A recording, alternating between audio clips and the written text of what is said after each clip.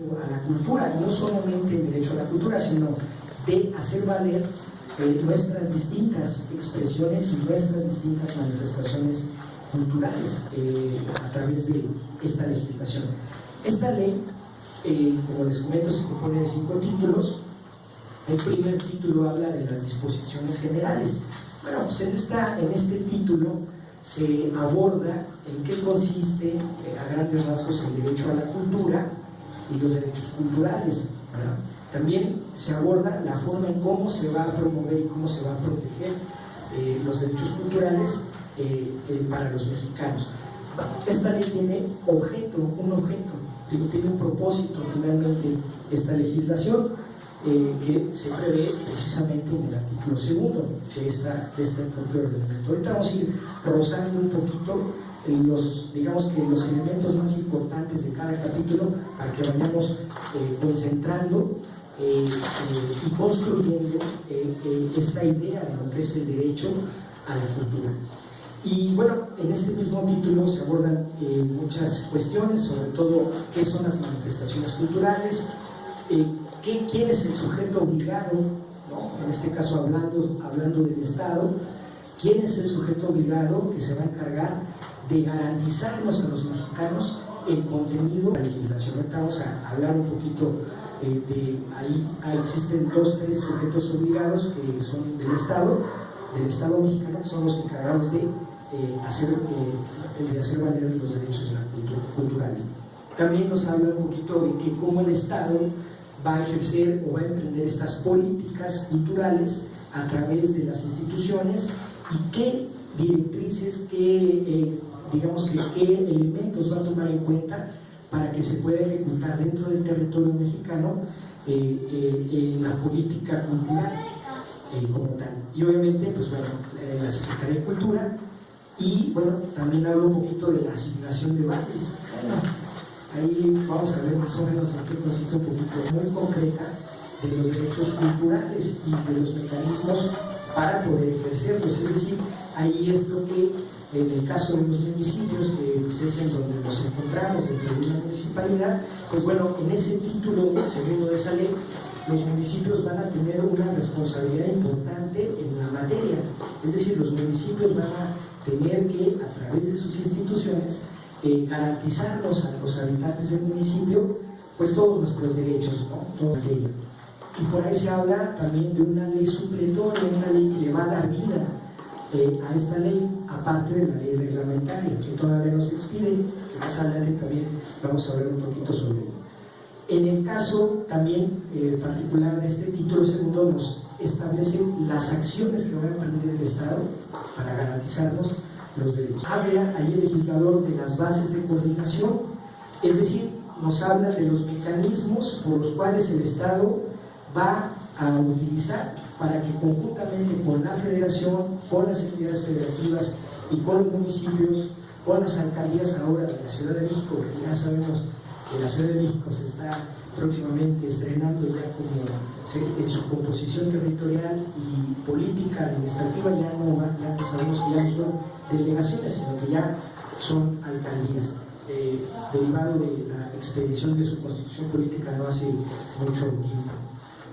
Y bueno, en este título se establecen las bases de coordinación para poder entonces hacer que el Estado ejecute precisamente las acciones, las directrices que marca la propia legislación para poder hacer valer el derecho a la cultura y a las expresiones culturales.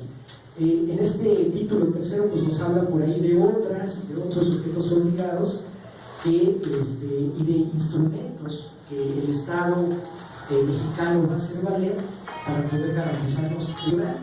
Pues esta ley ya nos habla de lo que es un sistema nacional de información cultural que, bueno, de alguna manera, aparte de ser un instrumento a nuestro favor para reclamar nuestros derechos, el Sistema Nacional de Información Cultural también se compone, ¿no? Es una estructura que se va a componer de direcciones, de departamentos, de titulares, etcétera, para conformar una institución como tal que va a tener la finalidad de sistematizar todo lo que tiene que ver con la información de la cultura o de las distintas culturas que componen la educación mexicana.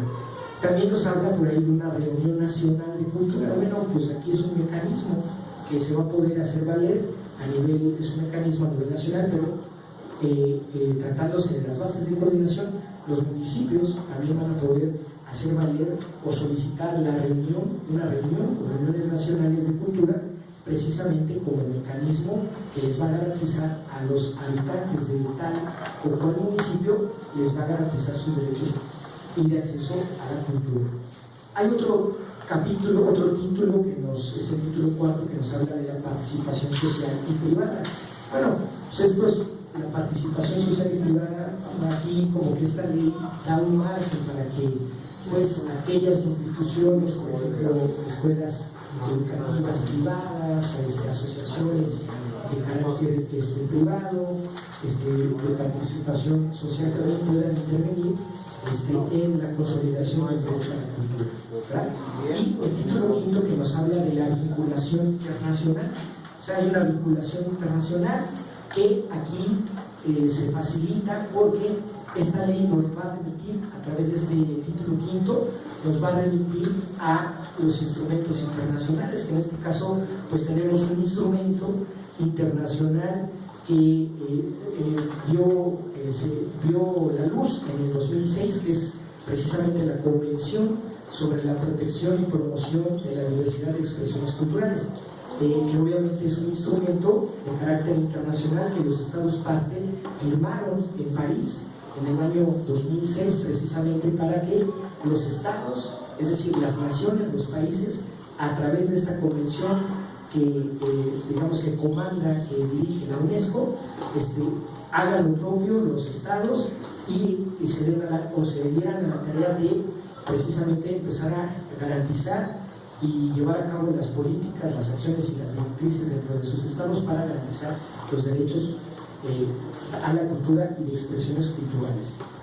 Y finalmente, pues el apartado de los transitorios, que es un apartado en donde se supone que esta ley ya entró en vigor, esta ley ya entró en vigor al día siguiente, estamos diciendo que entró en vigor al día siguiente de su publicación en el Diario Oficial de la Federación, que fue el 19 de su publicación.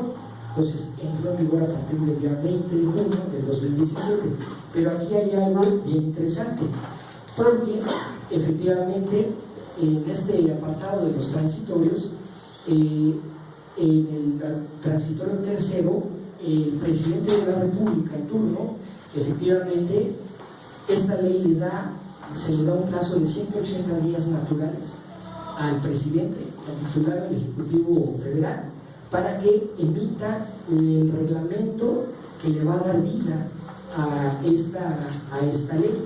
Es decir, el titular del Ejecutivo va a tener que darse la tarea de esbozar, de aprobar un reglamento de esta ley para que pueda tener contenido, pueda tener vida a esta ley. Entonces se le da un plazo de 180 días naturales, que efectivamente, ¿cuándo vence este plazo? ¿Cuándo le vence el término al presidente de la República para emitir ese reglamento? Según mis cálculos, si no me dejan mentir, me corrijan por favor, es el 16 de diciembre de 2017. Hasta el 16 de diciembre del 2017, la Presidencia de la República de México tiene para expedir ese reglamento que le va a dar vida a la ley que estamos ahorita comentando a grandes rasgos.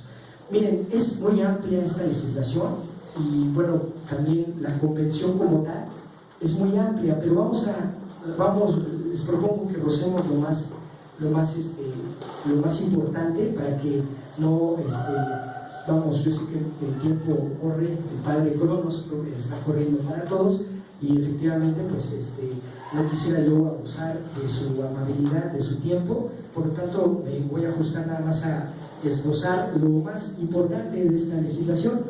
Y bueno, ¿qué derechos son los que se establecen en esta legislación? Bueno, el legislador mexicano en su artículo 2 de esta ley nos dice que vamos a tener acceso a la cultura, a disfrutar de los bienes culturales y de los servicios que presta el Estado en la materia. Es decir, todas las direcciones municipales de educación, de cultura, la Secretaría de Cultura del Estado de México, la Secretaría de Educación Pública. Pues bueno, esas instituciones con esta ley se van a ver obligadas como sujetos obligados a facilitarnos el acceso a la cultura. Un ejemplo concreto: la Secretaría de Educación Pública es un sujeto obligado. Bueno, ¿cómo le haría para garantizar ahora a estos jóvenes mexicanos que se ven en la lamentable situación de no acceder a una educación pública, gratuita y laica, que está contenida en el artículo 3 de la Constitución Política de los Estados Unidos Mexicanos? ¿Qué tiene que hacer la Secretaría de Educación Pública para garantizar eso? Pues en esta ley se establece que, atendiendo a la coordinación, la Secretaría de Educación Pública tiene que hacer convenios. Ese es un primer acercamiento que la Secretaría de Educación Pública tiene que hacer con respecto, muchas gracias, con respecto a las instituciones, a las grandes instituciones públicas como es la UNAM, el Politécnico, la Universidad Metropolitana, la Universidad de Chapingo y las universidades de los estados.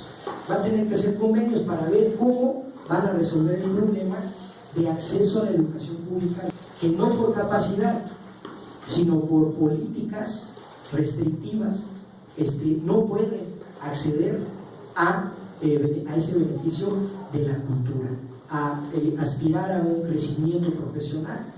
Pues no pueden, porque las políticas restrictivas ya están ahí establecidas. Bueno, la Secretaría de Educación Pública va a tener que hacer convenios, colaboraciones con estas instituciones de educación pública para garantizar de alguna manera llenar ese vacío del que están ahorita cayendo muchos de los jóvenes, precisamente por no se les facilita, no se les permite, se les cancela esa posibilidad de acceder a la cultura. Bueno, ahí está, un derecho a la cultura que tiene que ser garantizado por el Estado. ¿Cómo? A través de sus instituciones, que tienen que facilitar la elaboración de convenios de colaboración con las instituciones educativas para que ese sector de la población de México, los jóvenes, que ahora pues son muchos, tengan acceso a la cultura. Y no solamente en eso, ¿verdad?, sino que sea de calidad, ¿verdad?, entre otras cuestiones. Se les va, otro derecho es que el Estado tiene que procurar que todas las personas tengan acceso a los conocimientos, a la información patrimonial, a todo lo que ahorita vimos.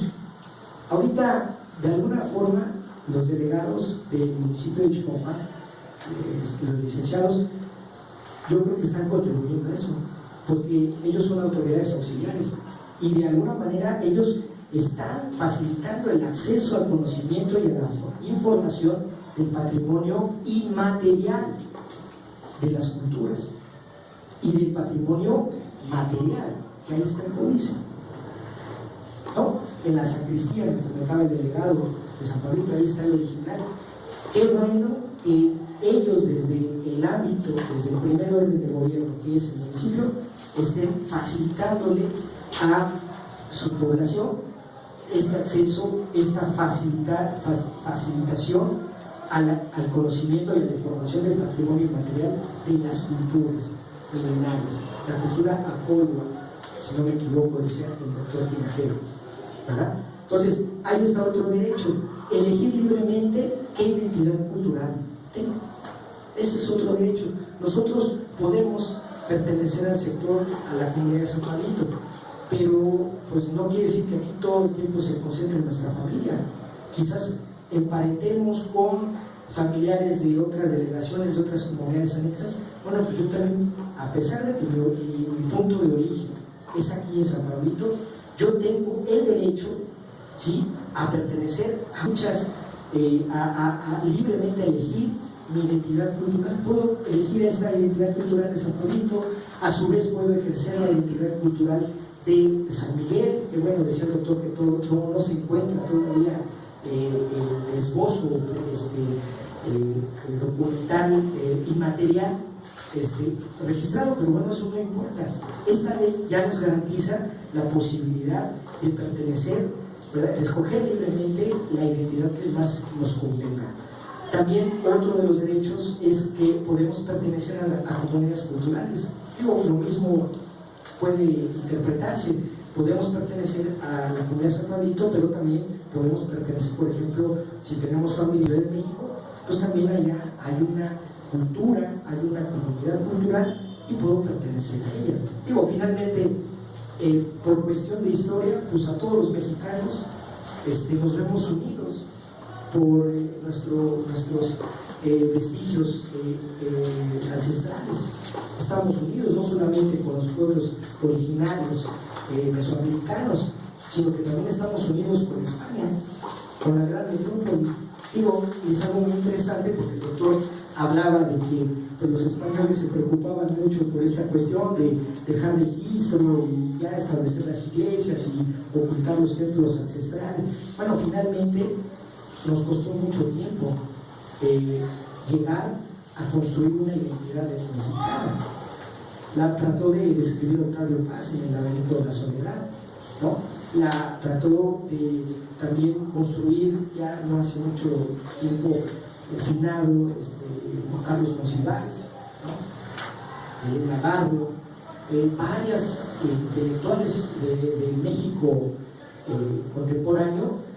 Digo, a lo mejor se me olvidan muchos que son ilustres, ¿no?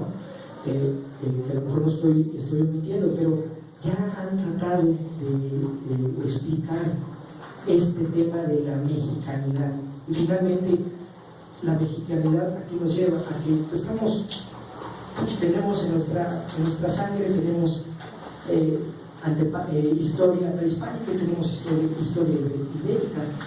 Y quién sabe, porque en España también sufrieron las invasiones de los árabes, y de los árabes con la antigua Grecia y Roma. O sea, digo, finalmente somos una sola humanidad que nuestros lazos genéticos, pues, híjole, pues sería muy complicado precisarlos, pero bueno, partiendo de que estamos en México, pues la mexicanidad se compone precisamente de la construcción permanente de nuestra identidad cultural, de nuestras identidades culturales. Entonces, hay otros derechos, como por ejemplo participar de manera activa y creativa en la cultura. Lo que estamos haciendo ahorita aquí es un derecho.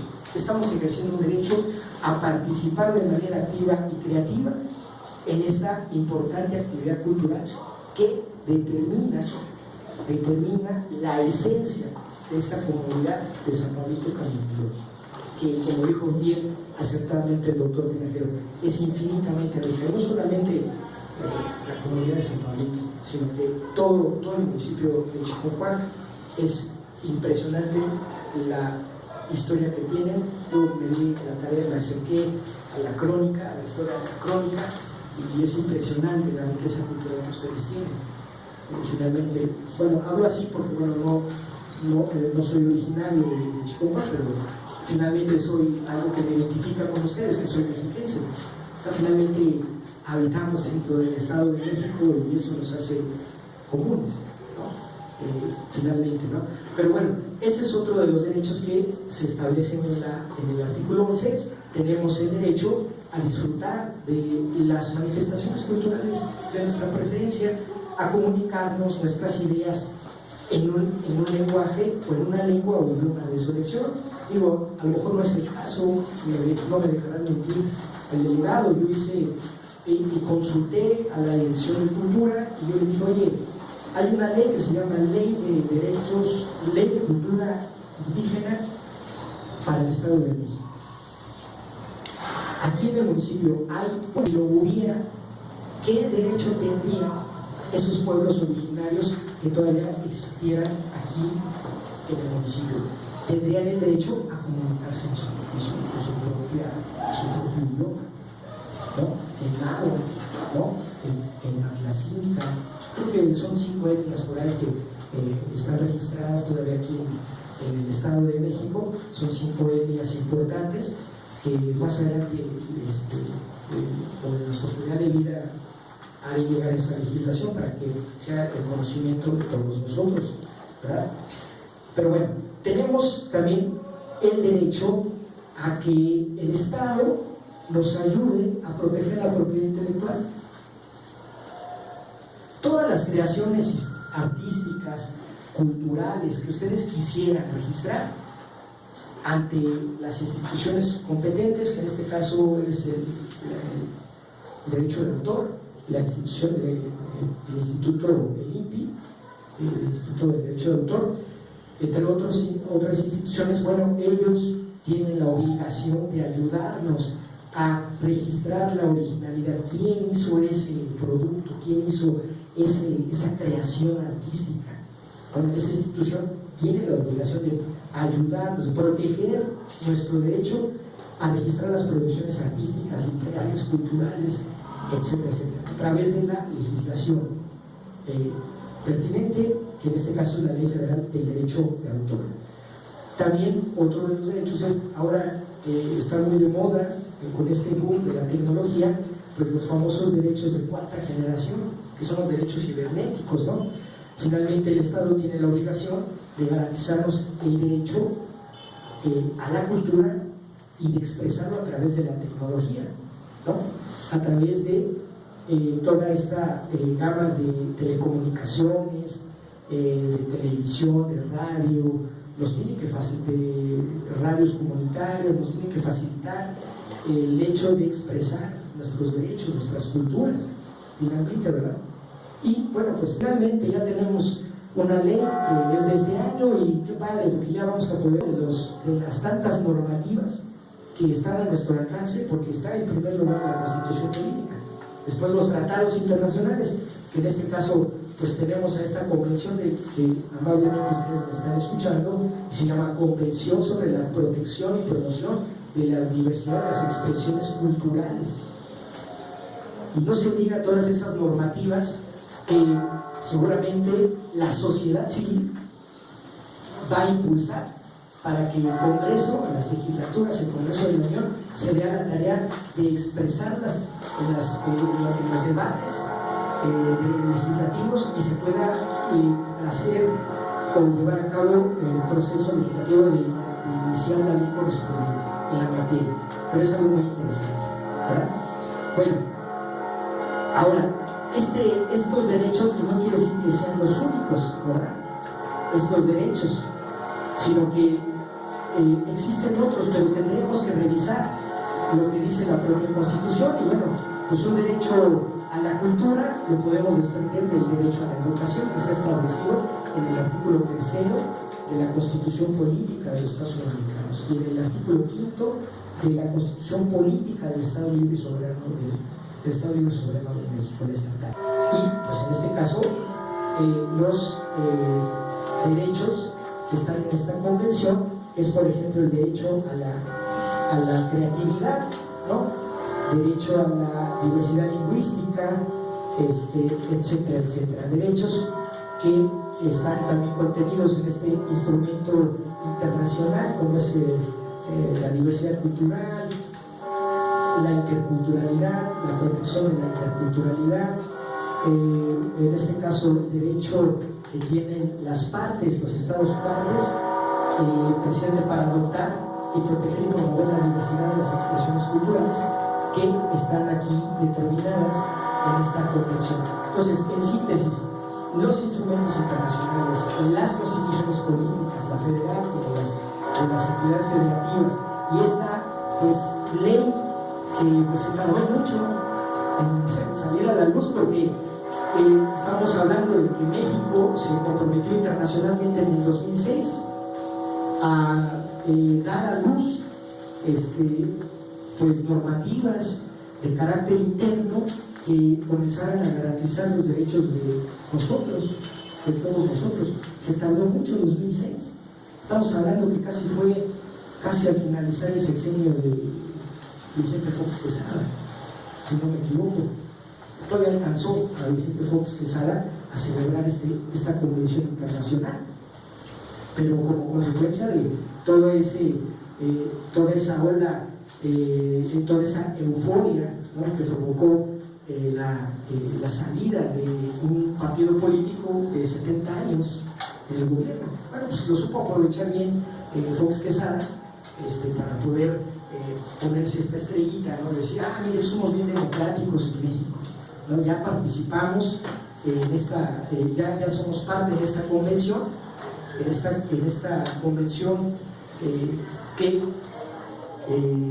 precisamente se publicó en el Diario Oficial de la Federación el 2 de junio del 2006. 7, 8, 9, 10, 11, 12, 13, 14, 15, 16, 11 años.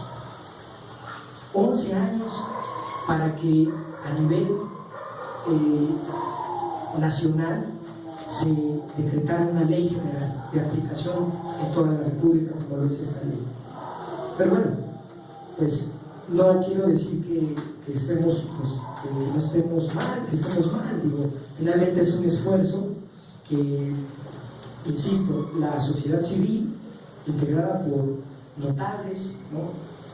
Por gente estudiosa, por investigadores, por historiadores, por maestros de la educación, por personas importantes de las comunidades, fue que se pudo dar esta legislación hasta el 2017, pero fue por el impulso. Realmente yo parto de esa tesis: el derecho nace de la sociedad.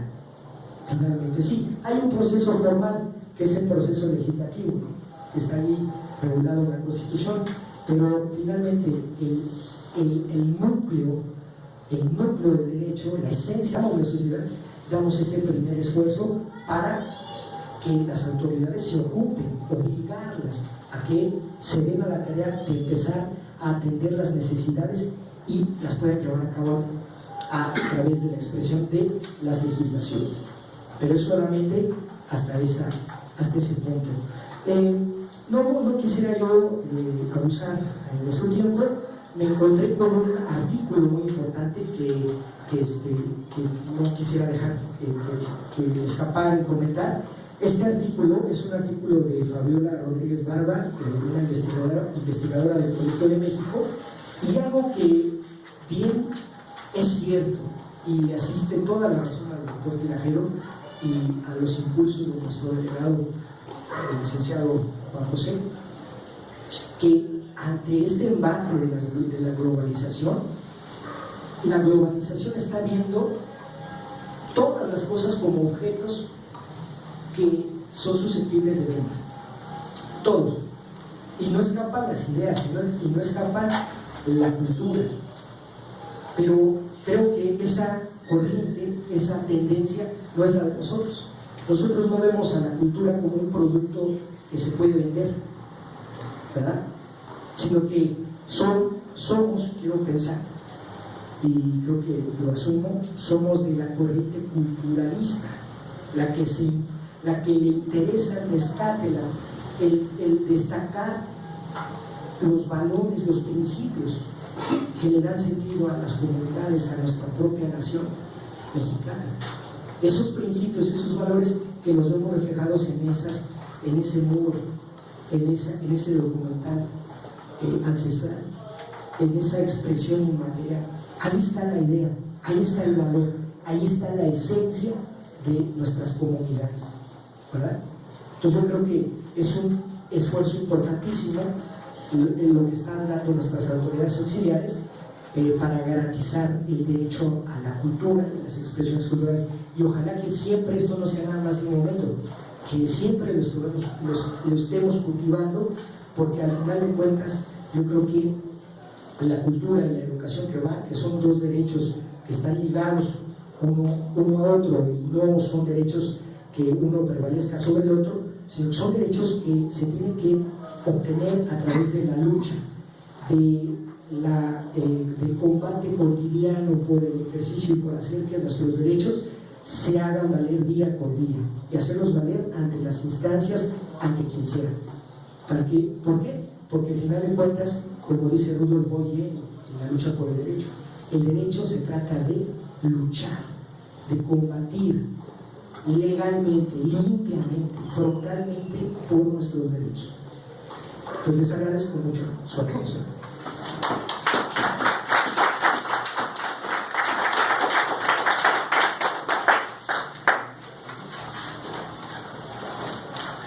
Hola, muy buenas tardes a todos. Yo creo que ya nos conocemos de vista, pero directamente hemos convivido. Gracias, se ha llevado a cabo este foro con el licenciado en Historia de Israel, con el doctor Omar Minajero Morales y el maestro en Derechos Humanos y el profesor de este municipio, el maestro Antonio Santamaría. Yo creo que este foro es muy enriquecedor. La verdad, muy pocas veces se ha llevado a cabo en el municipio y esta fue una gran oportunidad para todos para que asistieran, porque realmente debemos aprovechar los conocimientos del doctor, del maestro Antonio, del licenciado en Historia Israel. Yo creo que ahorita no terminamos de decir todo lo que tenemos de información en cuanto a San Pablito. Y no estamos hablando de San Pablito, aquí estamos compañeros del Consejo de la Crónica, de San Miguel, por ejemplo, el ingeniero Sergio Delgado, su papá hizo el suéter para Marilyn Monroe, y ese suéter fue súper famoso en su momento. Por ejemplo, aquí está también el licenciado Márquez, que es presidente del Consejo de la Crónica, y hemos trabajado